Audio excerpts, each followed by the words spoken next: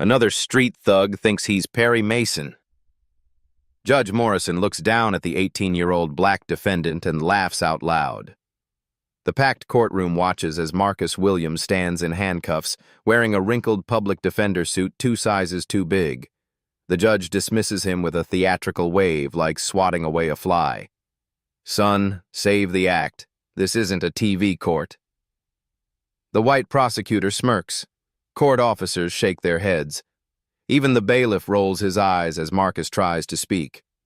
Judge Morrison cuts him off mid-sentence. "You're going to prison, boy. The only question is for how long."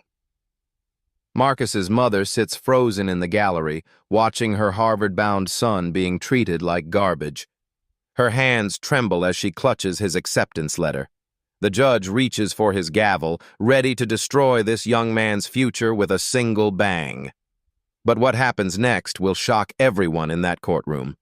Have you ever been underestimated so badly that people forgot you might actually be dangerous? 4 months earlier, Marcus Williams stood on a completely different stage. As valedictorian of Benjamin Banneker High School, he delivered a graduation speech that brought 300 people to their feet. His voice carried the confidence of someone who had never tasted defeat. "We are not prisoners of our zip code," Marcus declared, gesturing toward the neighborhood visible through the auditorium windows. "We are architects of our destiny." The Harvard University acceptance letter sat framed on his bedroom wall like a trophy. Full academic scholarship, pre-law track, direct pipeline to Harvard Law School. His SAT score of 1580 put him in the top 1% nationally, but Marcus had earned something even rarer respect from teachers who had watched him transform from a quiet 7th grader into an intellectual force. While his classmates spent summer break at the beach or playing video games, Marcus punched a time clock at East Baltimore Public Library. 40 hours a week shelving books, teaching elderly patrons how to use computers, running reading programs for kids who reminded him of himself at 8 years old. Every dollar went straight into his college fund because even with a full ride, Harvard life demanded more than his family could provide. The library became his sanctuary. After closing time, when the last patron shuffled out and doors clicked shut, Marcus would claim his favorite spot in the law section. Constitutional law textbooks became his bedtime reading. Supreme Court cases replaced social media scrolling. He had already mapped his future: civil rights attorney, fighting for people who looked like him, who came from neighborhoods like this one. His mother, Patricia Williams, made this dream possible through sheer force of will. As a registered nurse at Johns Hopkins Hospital, she worked 3 12-hour shifts every week, plus weekend doubles when the unit needed coverage. She had raised Marcus alone since his father's death from a heart attack when the boy was 7, pouring every ounce of strength into ensuring her son escaped the gravitational pull of their circumstances. "Baby, you're going to be the first attorney in our family," she would tell him, usually while studying for her own nursing certification exams at the same kitchen table where Marcus completed homework assignments that would have challenged college students. East Baltimore wasn't the kind of neighborhood people usually escaped from successfully. Abandoned row houses sat like broken teeth along streets where corner stores operated behind bulletproof glass and ambulance sirens provided a constant soundtrack. But Patricia Williams had created something miraculous in their small apartment. A place where education was sacred, excuses were forbidden, and dreams were treated like blueprints for the future. Everything shattered on a humid Thursday evening in late August. Marcus finished his library shift at exactly 9 o'clock, same as every night. The 15-minute walk home took him through streets he had navigated safely for 18 years. He was thinking about a Supreme Court case he had been studying, Miranda versus Arizona, when blue lights suddenly painted the sidewalk behind him. Officer Michael Williams stepped out of the patrol car with his hand already resting on his radio. No relation to Marcus, just one of those cruel coincidences that life throws at you when you least expect it. "Hold up right there," the officer commanded, his voice carrying 30 years of assumed authority. "Good evening, officer," Marcus replied politely, exactly as his mother had drilled into him since childhood. Keep your hands visible. Speak respectfully. Don't give them any excuse to escalate. 3 blocks away, Danny's corner store had been robbed at gunpoint 20 minutes earlier. The perpetrator was described as a young black male, approximately 6 feet tall, wearing dark clothing and a baseball cap. Marcus Williams stood 5'8" in his bright yellow library volunteer shirt, carrying textbooks and his employee ID badge. But Officer Williams saw what he expected to see. "Turn around and put your hands on the car." "Sir, I think there might be some confusion." "Now!" Store owner Jimmy Davis appeared from around the corner, breathing heavily from running. He took one look at Marcus and pointed a shaking finger. "That's him! That's the one who robbed me!" Marcus felt his world tilt sideways. "Mr. Davis, you know me. I helped your daughter with her college applications last month at the library." But Davis's eyes held something Marcus had never seen before. Not confusion, but certainty. Deadly, absolute certainty. "I know exactly what I saw," Davis declared. "He fits the description perfectly." The handcuffs clicked shut around Marcus's wrists, cold metal against warm skin. As he was pushed into the back seat of the patrol car, Marcus could see his future dissolving like sugar in rain. Harvard University, law school, civil rights attorney, all of it disappearing behind a wall of flashing blue lights. The fluorescent lights in the courthouse meeting room flickered like a broken heartbeat, casting harsh shadows across the scratched metal table. Marcus sat across from his court-appointed attorney, David Carter, a man drowning in case files and caffeine addiction. Carter's tie hung loose around his neck, and his eyes held the glassy exhaustion of someone who had given up fighting the system years ago. "Marcus, listen to me carefully," Carter said, not bothering to look up from the thick folder in his hands. "Judge Morrison sent 3 kids to adult prison just last week. One of them was an honor roll, just like you. Doesn't matter." Marcus leaned forward, his voice steady despite the chaos spinning in his chest. "Mr. Carter, I have security footage from the library, time-stamped video showing me at the reference desk during the exact time of the robbery." Chen finally looked up, his expression mixing pity with impatience. "Kid, you think I haven't heard that before? Everyone's innocent. Everyone has an alibi.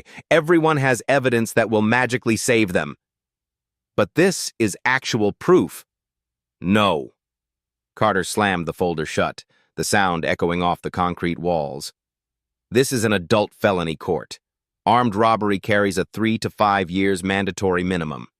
Judge Morrison doesn't care about your high school grades or your college dreams. He cares about statistics and his re-election campaign." The public defender pulled out a standard plea agreement form, already partially filled out. 18 months in state prison, out of 12 with good behavior. Take it and thank me later. Marcus stared at the document that would brand him a convicted felon for the rest of his life. "You're asking me to confess to a crime I didn't commit. I'm asking you to be realistic about a system that chews up kids like you and spits them out." Carter's voice carried the weight of 1,000 lost cases. "I have 237 active files. I can spend 15 minutes on your case, or I can spend 3 hours and watch you get sentenced to 5 years anyway. Your choice." Marcus felt something cold settle in his stomach. This wasn't justice. This was an assembly line processing human lives like factory widgets. "I need time to think." Chen was already packing up his briefcase. "You have until tomorrow morning. After that, the offer disappears and you're facing maximum penalties." The door slammed shut, leaving Marcus alone with the weight of an impossible decision. That evening, Marcus sat at his bedroom desk, staring at his laptop screen. The Harvard University admissions portal displayed a message that felt like a punch to the chest. "Due to pending felony charges, your admission to Harvard University has been withdrawn, effective immediately." 4 years of perfect grades, hundreds of hours of community service, SAT scores that had made guidance counselors weep with joy, all of it erased by a single email notification. His mother appeared in the doorway, her scrubs still wrinkled from a 12-hour shift saving lives at Johns Hopkins. She read the screen over his shoulder, and Marcus watched her face crumble in real time. "All those nights you studied while I worked doubles," Patricia whispered, her voice breaking. "All those mornings I left for work at 5 a.m. knowing you'd be at that kitchen table doing homework when I got home." She sat on his bed, suddenly looking older than her 42 years. "Baby, I already took out a second mortgage on the house, used your college fund to hire a better lawyer, but they want $15,000 we don't have." Marcus turned to face his mother, seeing the exhaustion etched in every line of her face. "Mama, what if I told you I could represent myself?" "Marcus, this isn't a debate club.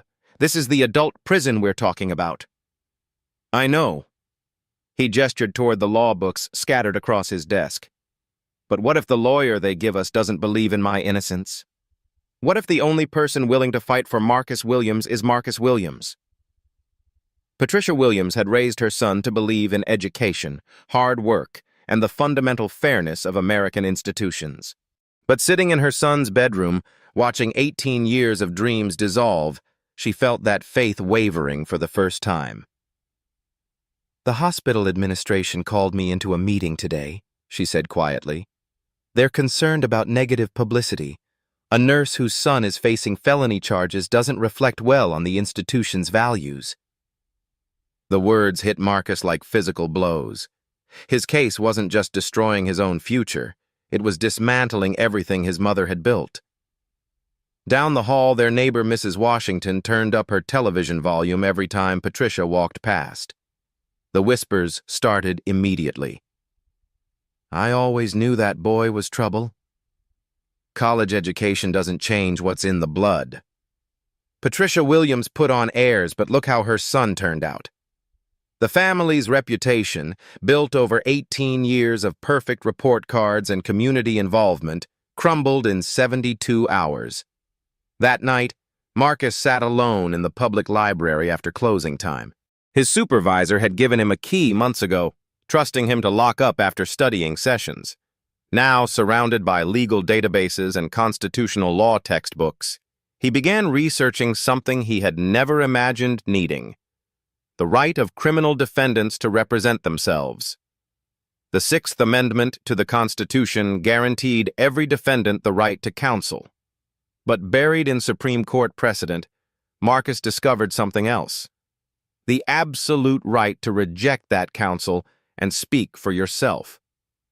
Ferretta versus California, 1975. The Supreme Court ruled that defendants had a constitutional right to self-representation, even against the advice of judges and lawyers. Marcus pulled up the case file details on his laptop. Jimmy Davis had initially described the robber as 6 feet tall with a full beard and wearing a red baseball cap.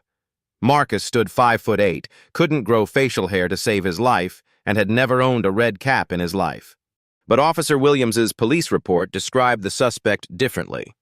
Approximately 5'8", clean-shaven, wearing dark clothing. The description had mysteriously transformed to match Marcus perfectly. He cross-referenced the police report timestamp with the library's security system. The robbery occurred at 9:47 p.m., according to Davis. But Marcus had been checking out books to patrons until 9:52 p.m., with electronic records to prove it.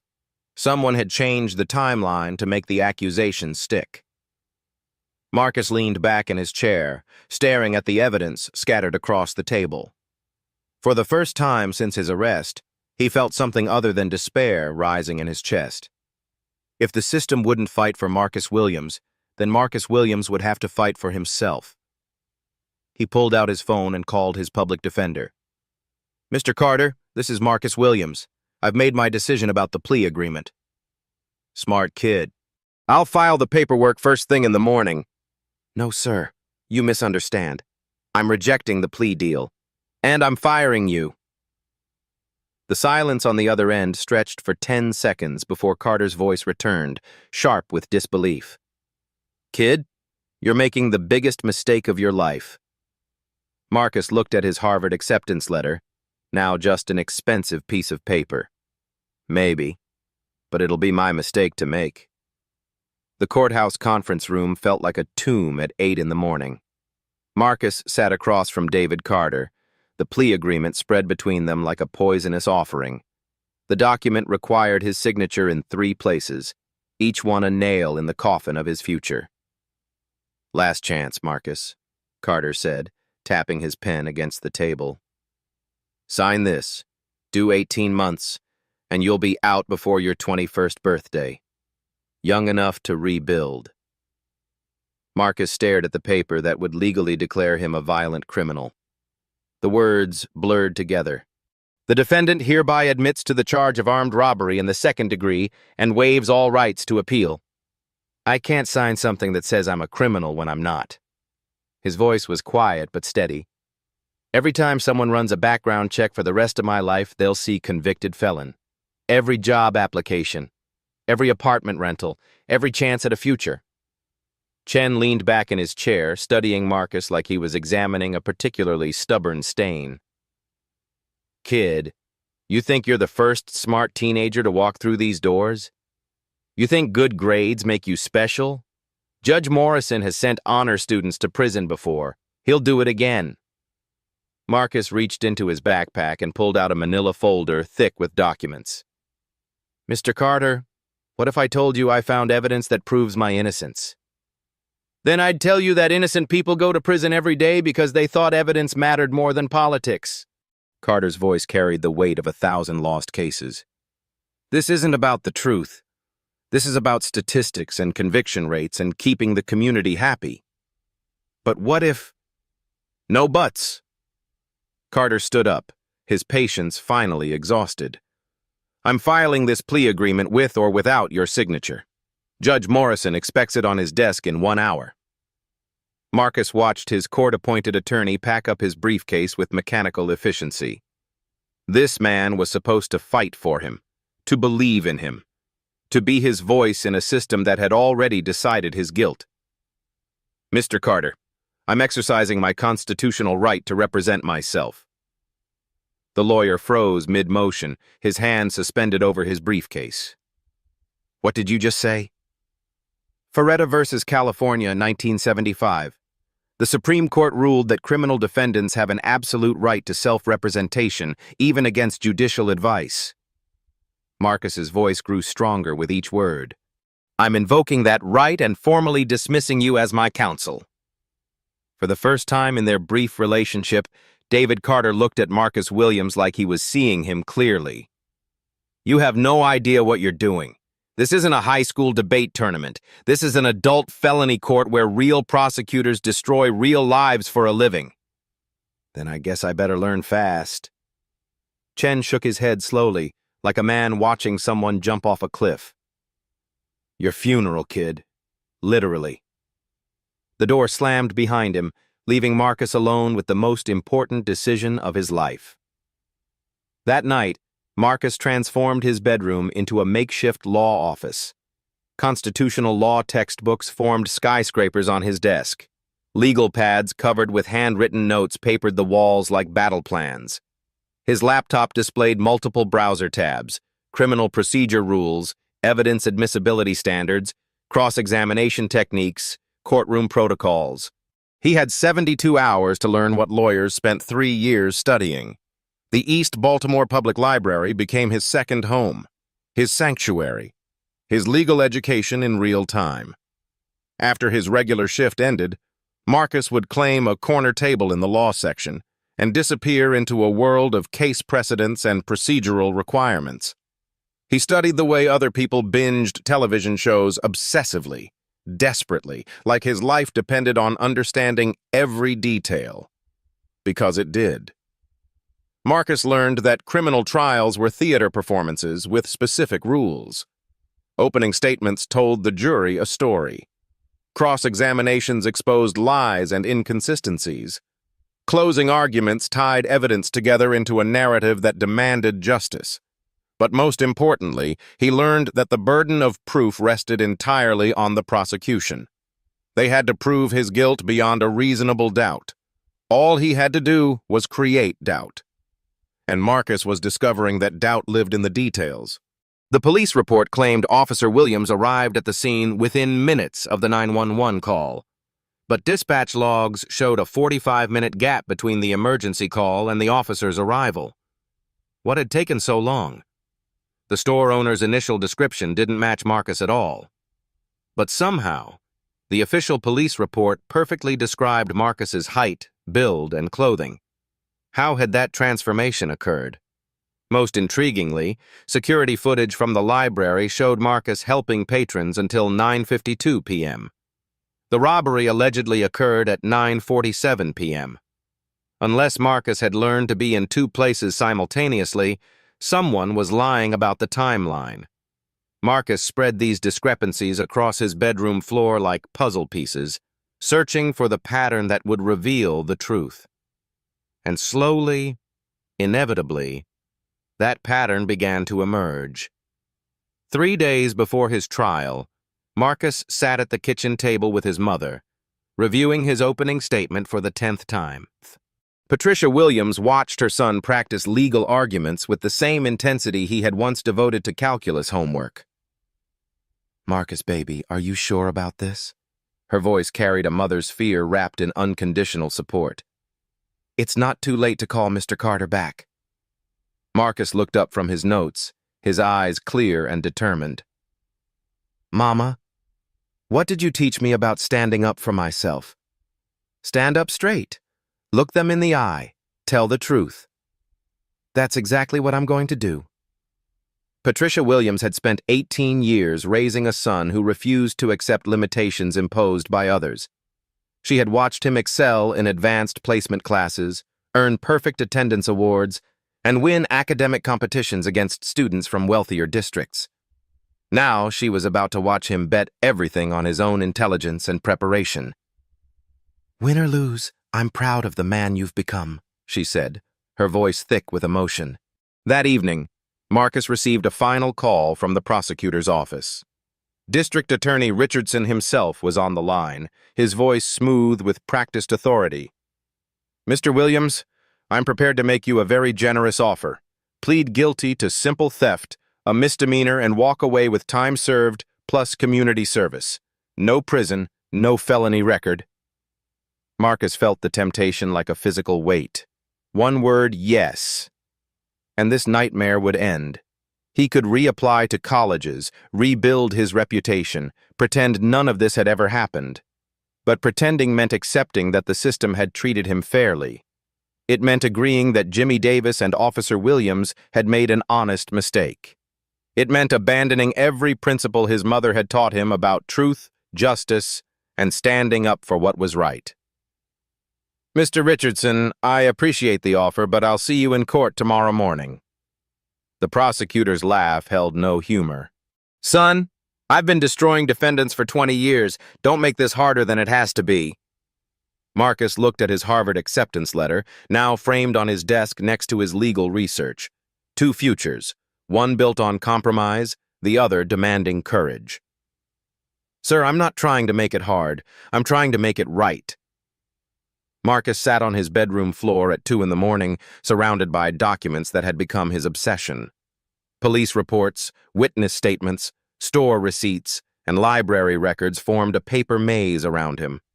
His eyes burned from hours of cross-referencing timelines, but something kept nagging at him, a detail that didn't fit the narrative everyone wanted him to accept. He pulled up Officer Williams's incident report on his laptop and compared it side by side with Jimmy Davis's original 911 call transcript. The differences made his stomach clench with recognition. Davis had told the 911 operator, "Young black male, about 6 feet tall, heavy build, full beard, wearing a red baseball cap and dark jacket." But Officer Williams's official report described the suspect as approximately 5'8", thin build, clean-shaven, wearing dark clothing and no hat. Marcus stared at the screen, reading both descriptions over and over. The suspect had somehow shrunk 8 inches, lost 40 pounds, shaved his beard, and thrown away his red cap between the 911 call and the police report. Or the description had been changed to match the person they arrested. Marcus grabbed a yellow highlighter and began marking every discrepancy between Davis's initial account and the official police version. The differences weren't subtle mistakes. They were complete contradictions. Height, 6 feet versus 5'8". Build, heavy versus thin. Facial hair, full beard versus clean-shaven.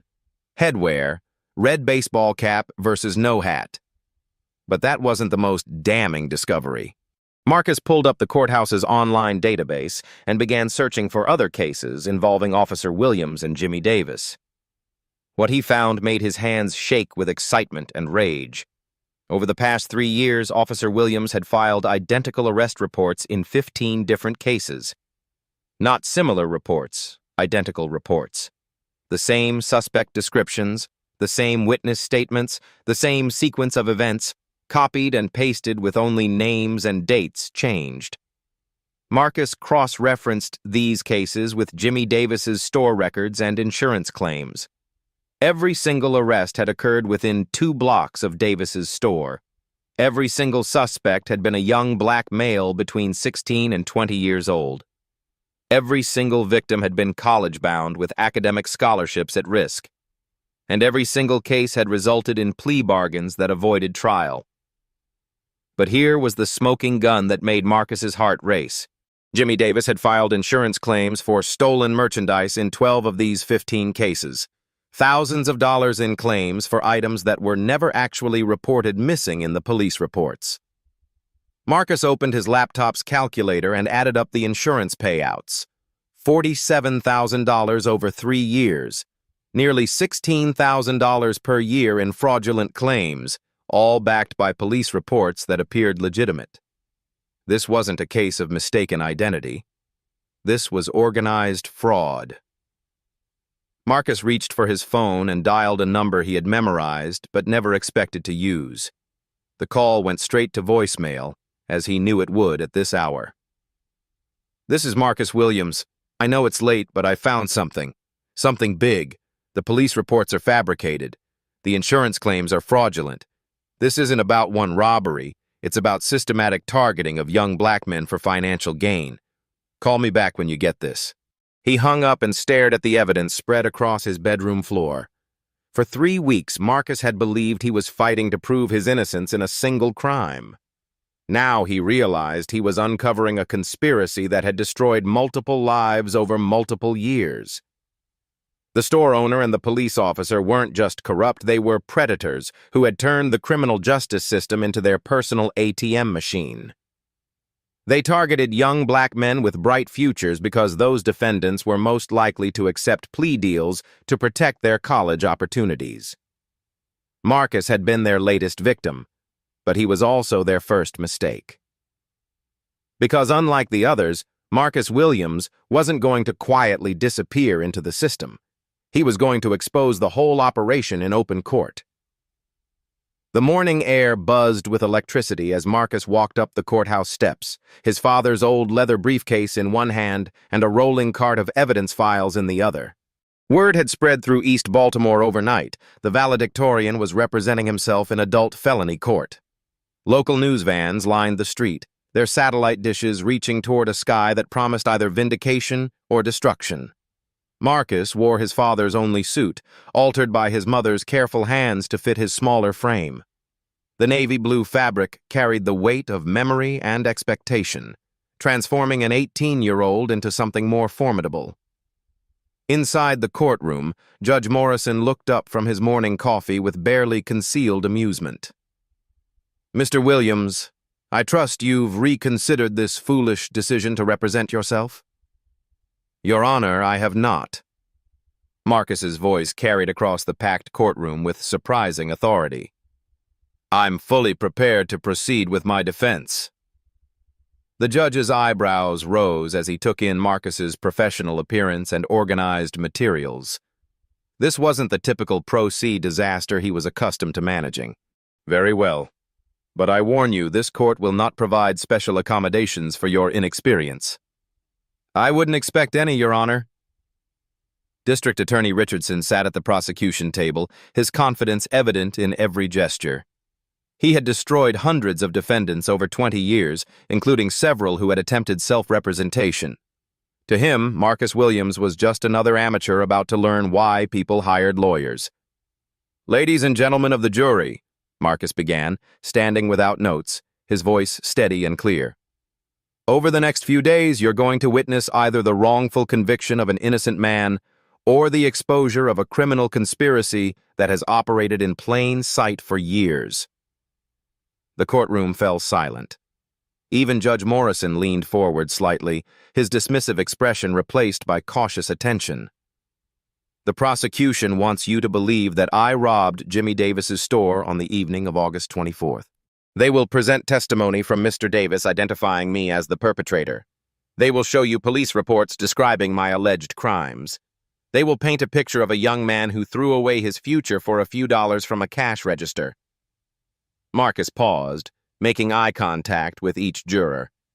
"But what they won't tell you is that I was 3 blocks away at the East Baltimore Public Library when this robbery occurred. They won't mention that the suspect description changed dramatically between the initial 911 call and the official police report. And they certainly won't explain why Mr. Davis has filed identical insurance claims in 12 similar cases over the past 3 years. Prosecutor Richardson shot to his feet. "Objection. The defendant is making arguments not in evidence." "Sustained," Judge Morrison ruled, but his tone lacked its earlier certainty. "Mr. Williams, save your arguments for closing. Stick to facts during opening statements." "Of course, Your Honor." Marcus's smile was respectful, but confident. "The facts will show that this case is not about robbery. It's about corruption, fraud, and the systematic targeting of young black men whose only crime was having a bright future." The jury was riveted. 3 women in the front row leaned forward, notebooks in hand. An elderly man in the back nodded slowly, his expression thoughtful rather than skeptical. Marcus returned to his table and called his first witness. "Your Honor, the defense calls Jimmy Davis to the stand." Richardson looked startled. Defense attorneys rarely called prosecution witnesses during their own case, but Marcus was following a strategy most lawyers would consider suicidal. Davis walked to the witness stand with the swagger of a man accustomed to being believed. He had testified in similar cases before, always with the same result: conviction, plea bargain, or dismissal in the defendant's favor when they accepted responsibility. "Mr. Davis," Marcus began, his voice conversational but precise, "you testified during the prosecution's case that you watched the robbery suspect for several minutes before he entered your store. Is that correct?" "That's right. I could see him pacing outside, looking nervous." "And during those several minutes of observation, you got a clear look at his physical appearance?" "Crystal clear. I've got 20/20 vision." Marcus walked to his evidence table and picked up the 911 transcript. "Mr. Davis, when you called 911 immediately after the robbery, you described the suspect as approximately 6 feet tall with a heavy build and full beard. Do you recall making that statement?" Davis shifted uncomfortably. It was dark outside, hard to judge exact height. "But you were certain enough to specify 6 feet tall to the emergency operator?" "I was estimating." Marcus pulled out a measuring tape from his briefcase, a theatrical touch he had practiced in his bedroom mirror. "Mr. Davis, would you mind standing up so the jury can see your height?" Richardson objected, but Judge Morrison allowed it. Davis stood reluctantly, clearly over 6 feet tall himself. "Mr. Davis, I'm 5'8" tall. As you can see, there's a significant difference between your height and mine. Are you telling this jury that in your crystal clear observation, you confused someone my size with someone approximately your size?" Like I said, it was dark. But the robbery occurred at 9:47 p.m. in August, when sunset isn't until after 8 p.m. The store has fluorescent lighting visible from the street. Are you now testifying that visibility was poor? Davis was sweating now, his earlier confidence evaporating. "I saw what I saw." Marcus consulted his notes with practiced calm. "Mr. Davis, in your initial 911 call, you also described the suspect as having a full beard. I've been clean-shaven my entire life. How do you explain that discrepancy? People change their appearance, Maybe he shaved. Between robbing your store and being arrested 15 minutes later? The courtroom murmured. Even Richardson looked uncomfortable. Marcus pressed forward. You also told the 911 operator that the suspect wore a red baseball cap. I don't own a red baseball cap, and none was found during my arrest. Where did this cap disappear to? I don't know. Maybe he threw it away. Along with his beard? Judge Morrison gavelled for quiet as laughter rippled through the gallery. Marcus returned to his table, satisfied with the groundwork he had laid. Davis's credibility was cracking, and they hadn't even reached the evidence that would destroy it completely. No further questions at this time, Your Honor, but I reserve the right to recall this witness. Richardson stood for redirect examination, but the damage was visible in his posture. His star witness had been systematically dismantled by an 18-year-old with a borrowed suit and a briefcase full of homework. Judge Morrison's gavel cracked like a gunshot through the tense courtroom atmosphere. We'll take a 30-minute recess. The court is adjourned until 2 o'clock. The moment the judge disappeared through his chamber door, the courtroom exploded into urgent whispers. Marcus had just systematically destroyed Jimmy Davis's credibility in front of 12 jurors and a packed gallery. But everyone knew the real battle was still ahead.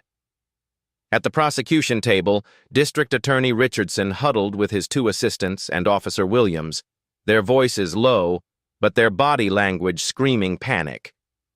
Marcus caught fragments of their heated discussion as he organized his files. How does an 18-year-old kid know case law better than my staff? Richardson hissed, jabbing his finger at the legal brief Marcus had submitted that morning. Officer Williams loosened his tie, sweat visible on his forehead despite the air conditioning. He's got something. The way he was asking about timelines and insurance claims, he knows more than he's letting on. What exactly did you put in that police report, Williams? Just the standard description, same as always. Same as always? Richardson's voice rose before he caught himself and lowered it again. What the hell does that mean? Marcus pretended to study his notes while listening intently. The prosecution team was unraveling in real time, and they hadn't even seen his explosive evidence yet. In the courthouse hallway, Marcus's mother Patricia stood surrounded by neighbors and community members who had come to witness history. Mrs. Johnson from down the street gripped his arm with tears in her eyes. Baby, you made that man look like a fool in there. But are you sure you know what you're doing? Before Marcus could answer, District Attorney Richardson appeared at his shoulder like a predator stalking prey. The prosecutor's political smile was sharp enough to cut glass. Mr. Williams, might I have a word with you privately? Patricia Williams stepped protectively closer to her son. Anything you have to say to my boy, you can say in front of me. Richardson's smile never wavered, but his eyes grew cold. Mrs. Williams, I'm trying to help your son avoid a very serious mistake. Marcus nodded to his mother that it was okay, and they stepped into an empty conference room. Richardson closed the door with exaggerated care, the sound echoing ominously in the small space. Son, you've put on quite a show there. Very impressive for someone with no legal training. Richardson's tone was condescending, like a teacher praising a child's finger painting. But this isn't a high school debate tournament. This is an adult felony court where real careers get destroyed. Whose career are we talking about, Mr. Richardson? The prosecutor's mask slipped for just a moment, revealing something dangerous underneath. You're playing in the major leagues now, kid. One wrong move, one procedural error, one piece of evidence ruled inadmissible, and I'll bury you so deep you'll never see sunlight again. Marcus met his stare without flinching. Is that a threat against a defendant representing himself? It's friendly advice from someone who's been doing this since before you were born. Richardson leaned closer, his voice dropping to a whisper. Take the plea deal. Walk away while you still can. Because if you push this any further, I guarantee you'll regret it.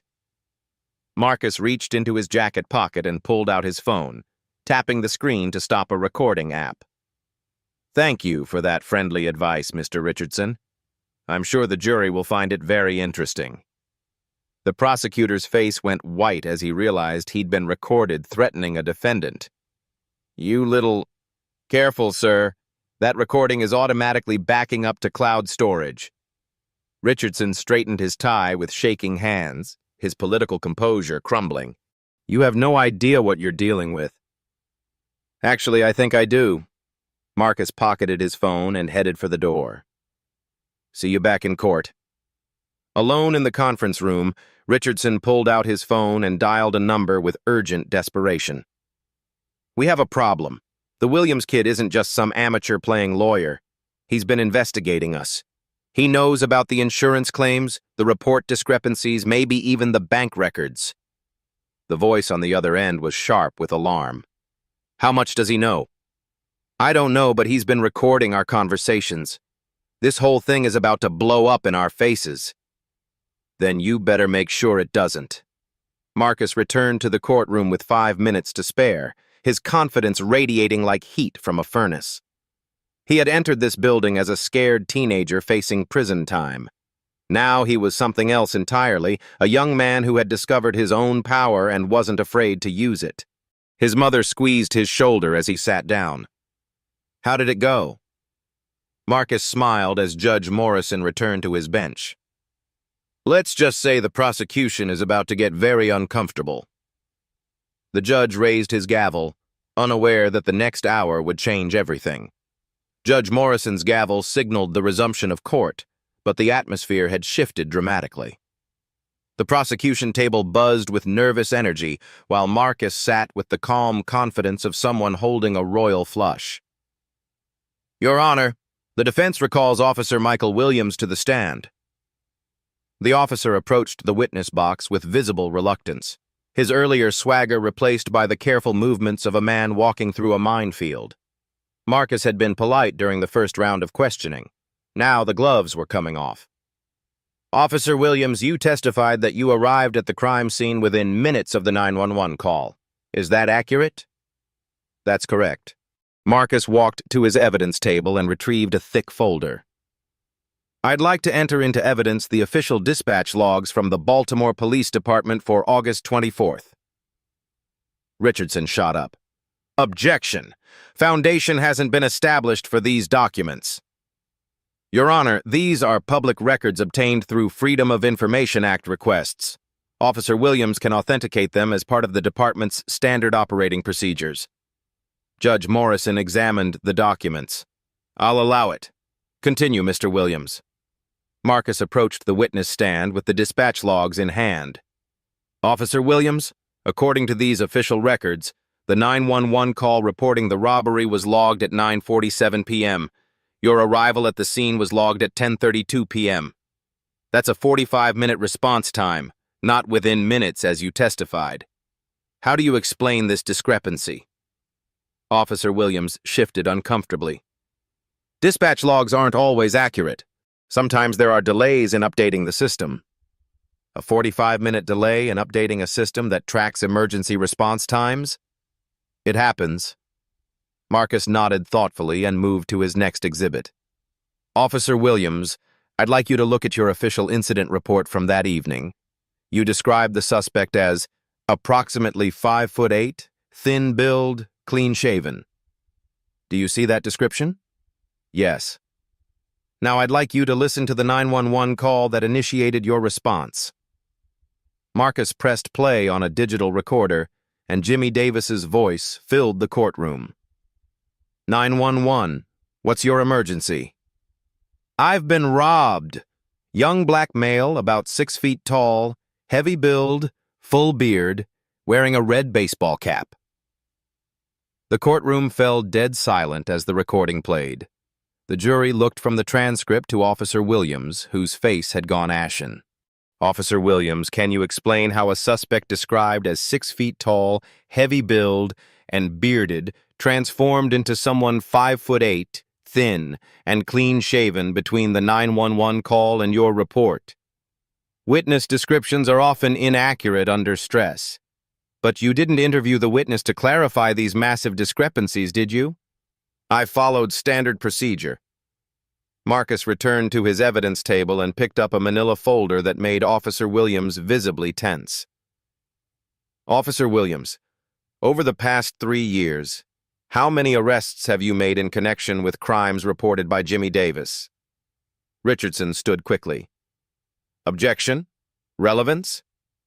Your Honor, this goes to the pattern of conduct and credibility of the witness. I'll allow it, but make your point quickly, Mr. Williams. Marcus opened the folder with theatrical precision. 15 arrests, Officer Williams. 15 young black males, all between ages 16 and 20, all within 2 blocks of Mr. Davis's store. Is that correct? I patrol that area regularly. It's a high-crime neighborhood. And in how many of these 15 cases did you use identical language in your police reports? Officer Williams's jaw tightened. I don't understand the question. Marcus pulled out photocopies of multiple police reports and handed them to the jury. Ladies and gentlemen, you'll notice that the suspect descriptions, witness statements, and sequence of events are virtually identical across 12 different cases spanning 3 years. Copy and paste police work. The jury members compared the reports, their expressions shifting from curiosity to alarm as they recognized the pattern. Officer Williams, did you actually investigate these crimes, or did you simply fill out template reports with different names and dates? I resent the implication. Then explain how 12 different suspects in 12 different robberies all happened to pace outside the store nervously, all approached from the east side of the street, all wore dark clothing, and all fled in the same direction. Officer Williams was sweating now, his uniform collar damp with perspiration. Criminals tend to follow patterns. Marcus moved in for the killing blow. Officer Williams, are you aware that Mr. Davis has filed insurance claims totaling $47,000 for merchandise allegedly stolen in these 15 cases? I don't handle insurance matters. Are you aware that your police reports provided the documentation necessary for Mr. Davis to collect on those claims? That's not my responsibility. Marcus walked to his briefcase and pulled out a final set of documents that made Officer Williams grip the witness stand arms. Officer Williams, I'd like to enter into evidence bank records showing monthly payments of $500 from Jimmy Davis to your personal checking account over the past 3 years. Payments labeled as security consulting. Can you tell the jury what security consulting services you provided for $18,000? The courtroom erupted.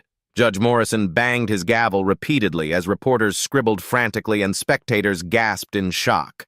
Richardson was on his feet, objecting desperately, but the damage was done.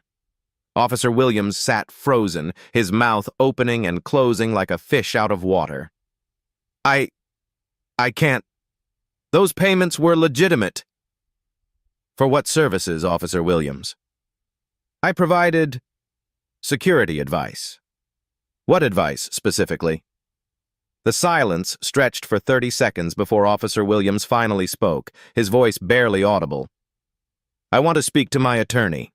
The courtroom buzzed with electric tension as Judge Morrison called for order, his gavel echoing like thunder through the packed chamber. Officer Williams sat slumped in the witness chair, his 20-year career dissolving in real time. At the prosecution table, District Attorney Richardson frantically shuffled papers, searching for salvation that didn't exist. Marcus stood at the defense table, no longer the scared teenager who had entered this courtroom days earlier. He had transformed into something the justice system rarely witnessed, a young man who had refused to accept the role others had written for him. Your Honor, Marcus began, his voice carrying the authority of someone who had earned the right to speak. I move for immediate dismissal of all charges based on prosecutorial misconduct and fabricated evidence. Judge Morrison removed his glasses and cleaned them slowly, a gesture that had become his thinking ritual over 35 years on the bench. When he looked up, his expression held something none of the observers had seen before, genuine respect for the defendant standing before him. Mr. Williams, in 3.5 decades of presiding over criminal cases, I have witnessed many attorneys present their arguments, Some competent, some excellent, a few truly exceptional. He paused, letting his words settle over the silent courtroom. What you have accomplished over the past 4 days represents legal advocacy of the highest caliber. The judge stood, a formal gesture reserved for the most serious moments. You have not only proven your innocence beyond any doubt, but you have exposed a systematic corruption that has operated under this court's jurisdiction for years. You have conducted yourself with the skill, preparation, and ethical standards that would be admired in any member of the bar. Marcus felt his mother's hand squeeze his shoulder from the gallery behind him, her pride radiating like warmth against his back. All charges against Marcus Williams are hereby dismissed with prejudice. The record will reflect that this dismissal is based on prosecutorial misconduct, fabricated evidence, and a complete absence of credible testimony supporting the allegations. The courtroom erupted in applause, but Judge Morrison wasn't finished. Furthermore, I am ordering an immediate investigation into the conduct of Officer Michael Williams and the business practices of Jimmy Davis. Based on the evidence presented, I have probable cause to believe that multiple felonies have been committed under the guise of law enforcement. At that moment, courthouse security officers approached the prosecution table with handcuffs gleaming under the fluorescent lights. District Attorney Richardson looked up in shock as his world collapsed around him.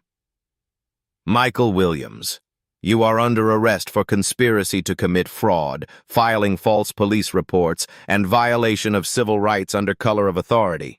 Officer Williams stood on unsteady legs, his hands shaking as the cuffs clicked shut around his wrists. The same sound Marcus had heard during his own arrest, but now the roles had reversed completely. Jimmy Davis, you are under arrest for insurance fraud, conspiracy, and filing false reports. Davis emerged from the gallery where he had been watching his carefully constructed scheme unravel.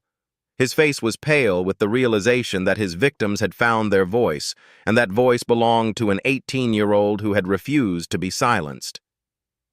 As the two men were led away in handcuffs, Marcus turned to address the packed courtroom. Media cameras captured every word as he spoke with the composure of someone far older than his years. This victory doesn't belong to me alone. It belongs to everyone who refuses to accept injustice as inevitable. It belongs to every person who has been underestimated, dismissed, or told they don't belong in places of power. His voice grew stronger, carrying to the back of the room where community members stood with tears in their eyes. For 3 years, Officer Williams and Jimmy Davis targeted young black men because they believed we would accept their version of who we were supposed to be.